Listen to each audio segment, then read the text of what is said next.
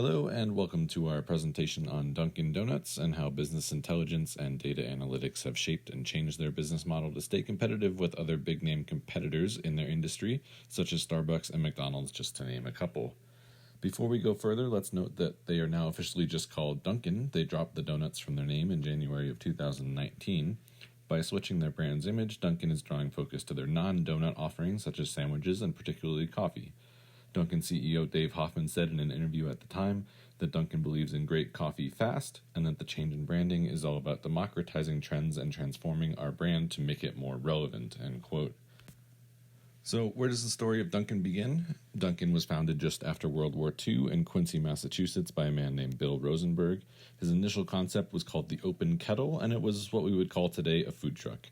At the Open Kettle, Rosenberg sold coffee, pastries, and sandwiches to nearby factory workers during the morning and lunch breaks. After a while, Rosenberg noticed that coffee and donuts were by far his best sellers, so he decided to open up a retail store serving only those items. He named his business Dunkin' Donuts. Dunkin' has come a long way since its food truck days and is now a multi-billion-dollar enterprise employing more than 250,000 people and is approaching 10,000 store locations in the United States. This is an actual image of the original Open Kettle food truck, and the image on the right depicts dots covering a 10-mile radius that have at least one Dunkin' location. In addition to 9,600 U.S. locations, Dunkin' operates more than 3,200 franchise locations in 36 countries around the globe and counting. They serve millions of customers every day and now serve over 70 different kinds of donuts. And just in case you had any reason to doubt our research methods, here is proof that we left no stone unturned and no donut uneaten. The Dunkin' stores are designed to be comfortable for those who want to sit and sip their coffee, study for exams, or even hold meetings. Dunkin' is also fast and efficient for those looking to grab and go. Our research found that from the time of entering the store, it took less than 2 minutes to be holding a cup of hot coffee. Some Dunkin' locations host weekly groups and support worthy causes chosen by their employees. At one location in Athens, Georgia, for example, the newest Dunkin' is a free Tuesday hangout for Destination Dogs, an education program for students with disabilities. So now, onto the business intelligence at hand. We can't possibly cover every single way that Dunkin' uses BI to help run their company, but we can go over some of the highlights. As you might expect from a retail business, much of their BI is either customer-facing or customer-driven, or both. One of Dunkin's biggest BI areas is facilitating speed and ease of transactions. Everything from ordering through to payment has been improved by the use of BI. In addition to the customer experience at the cash register, Dunkin' customers can order online, through their mobile app, and even directly from the dashboard in some GM vehicles. Today, orders can even be placed through voice control. Of course, BI and AI are behind every step of the transaction, not only processing the payment, but ensuring customer data and payment information is protected. Another area that Dunkin' has utilized business intelligence is through its customer loyalty program. Prior to the start of Dunkin's data project, loyalty was determined by punch cards and later credit card-related information. Insights from either of these old loyalty trackers provided little insight as to how Dunkin' would shape its future efforts to stay competitive. Dunkin' began with past and present customer transactions that created a source of customer preferences and purchase data. Furthermore, the loyalty program was integrated into Dunkin's new mobile app. So not only does Dunkin' know how you pay, they know what you are browsing when you consider an order, the GPS location from which you ordered, what times of the day you're thinking about Dunkin', how far you're willing to travel for Dunkin', and so forth.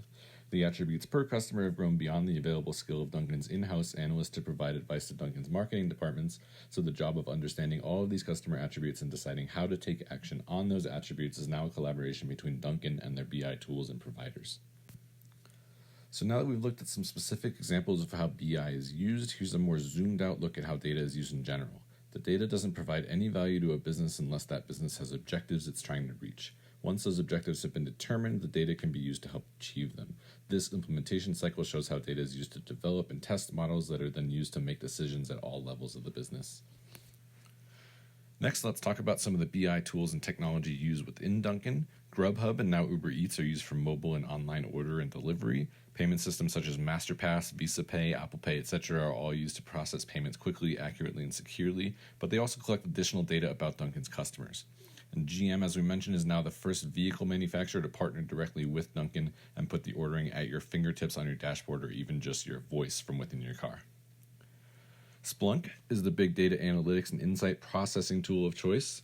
As data is generated throughout Dunkin's BI enterprise, Splunk enables users to make sense of all the data. The data is stored in a way that makes it easy for Dunkin to search through and examine, and also to generate charts, graphs, and other reports that can drive decision making. Splunk can even be programmed to generate alerts as it monitors the incoming data in real time. Splunk also boasts very strong data security, which is no doubt one reason why they claim to be used by 92 of the top Fortune 100 companies. Card Free is an in-store and online payment option that eliminates the need for cash or credit cards at the register and provides data as a service. Card Free records and stores all data points from every transaction, making it one of the most significant sources of business intelligence employed by Dunkin. Not only does Card Free provide valuable data regarding customer tendencies and preferences, but it also feeds data into internal systems related to inventory and supply chain management. Next up, we have Rakuten Ready, which describes themselves as the leader in order-ahead technology. They do everything from sending and tracking orders to alerting staff when customers arrive for their pickup. Their infrastructure works on the back end so it can be implemented into any company's existing mobile platform without disrupting the customer's interface or experience. The advantage Rakuten Ready has over purely payment systems is that they are tracking customer data before the order is even placed. They have data on how long the order takes, payment processing, how long before the customer leaves their house to come pick up their order, how long it takes that customer to get to Dunkin', how long it will take to prepare their order, and more. All of this data is made available to Dunkin' in a variety of reports and formats. Next is Conversible, which at its core is a software as a service. When a Dunkin' customer logs into their app, they may have questions about Dunkin' offerings, prices, promotion, locations, directions, etc. In response to this, within the app lives an AI bot powered by Conversible. This AI is ready and able to answer any question that the user might have. The Conversible AI works on Dunkin's own app and website, but is also integrated into Alexa, Siri, Google Assistant, and anywhere else customers might ask questions. Initially, Dunkin needed to work with Conversible to manually provide answers to various questions, but after thousands of user hours and questions, Conversible's AI begins to learn what its users are looking for.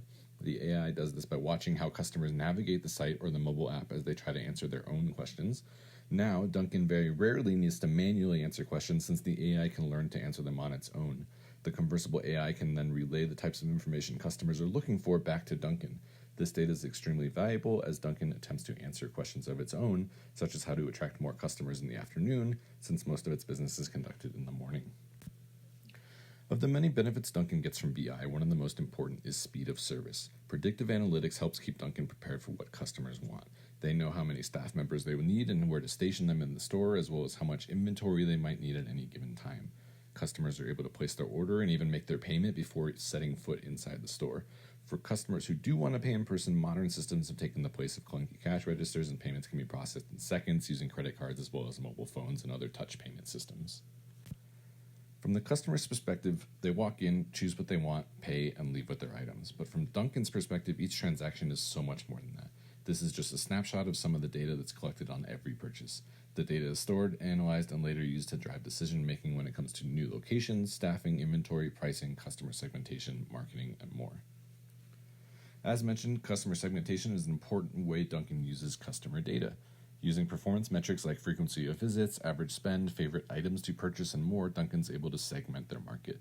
This is vital for marketing campaigns to focus on sending the right advertisement or promotion to the right customers at the right time, and can even help anticipate the needs for staffing and inventory before it's too late. So, we've covered several advantages of Dunkin's business intelligence framework, but we should also touch on some of the challenges faced. For example, the customer segmentation we just discussed. It would be nice if the millions of customers served daily all fit neatly into baskets, but they don't. Identifying and segmenting customers is a major challenge to every business. It would be easy to excel at providing one service for one customer, but providing dozens of products and services to millions of customers with unique sets of preferences is not easy. This challenge drives business decisions about new store locations, pricing, product offerings, and marketing, just to name a few. Another major challenge faced by Dunkin is fierce competition in their industry. Whether you think of Dunkin's primary offering as being coffee, donuts, convenience, or something else, there are plenty of competitors in that space. Business intelligence has clearly helped Dunkin evolve from the days of operating a food truck in Quincy, but they aren't just competing with themselves. As customer preferences change and the market evolves to meet those changes, Dunkin, like any business, must also evolve not only to meet customers' changing preferences, but also to counter and stay ahead of how their competitors are evolving. Another challenge faced by Dunkin is how to turn decades of old information into modern data and intelligence. With each new advancement in BI, the older systems being replaced all contain data that would be valuable to Dunkin as they proceed into the future. This means that each new piece of technology not only needs to do what it was designed to do, but it also needs to have a way of incorporating old data. The reality is that some of the data we collect now just wasn't available in years past, but washing your hands of old data is like lighting cash on fire. The best companies will always find a way to utilize all data at their disposal, even if it's a lengthy process to modernize that data. And finally, and perhaps most crucially, every new piece of technology comes with it the risk of a breach of privacy. Dunkin collects data not only on their own operation, but on every single one of their customers. This includes personal information, contact information, and most crucially, payment information. We've seen what happens to companies who have been breached. Losses can cost companies millions of dollars to not only improve security measures, but also in legal fees, not to mention the damage to their reputation and the loss of sales and customers as a result of the negative press. Keeping data safe is more important now than ever. And before we go, we'd like to leave you with a couple of questions to think about. We discussed Dunkin's rebranding to focus on menu items other than donuts, especially coffee.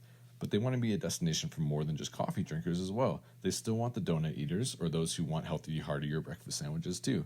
The question then is, how do they remain competitive in so many different areas, particularly when they have competitors who specialize in just one, such as Pete's for coffee or McDonald's for sandwiches? Another problem that Dunkin faces is that they do a vast majority of their business in the morning when most people want donuts and breakfast sandwiches. But people drink coffee all day, so how does Dunkin establish themselves as a destination for all-day caffeine junkies? When you consider the cost of a cup of coffee and a donut, Dunkin also has a relatively low spend per customer. So how can they try to increase this number? Perhaps offering more substantial lunch or even dinner menu items could be a solution to both problems. Well, thank you for listening to our presentation. For Troy and Tyler, I'm Brandon. We look forward to hearing your thoughts on our discussion questions. Take care.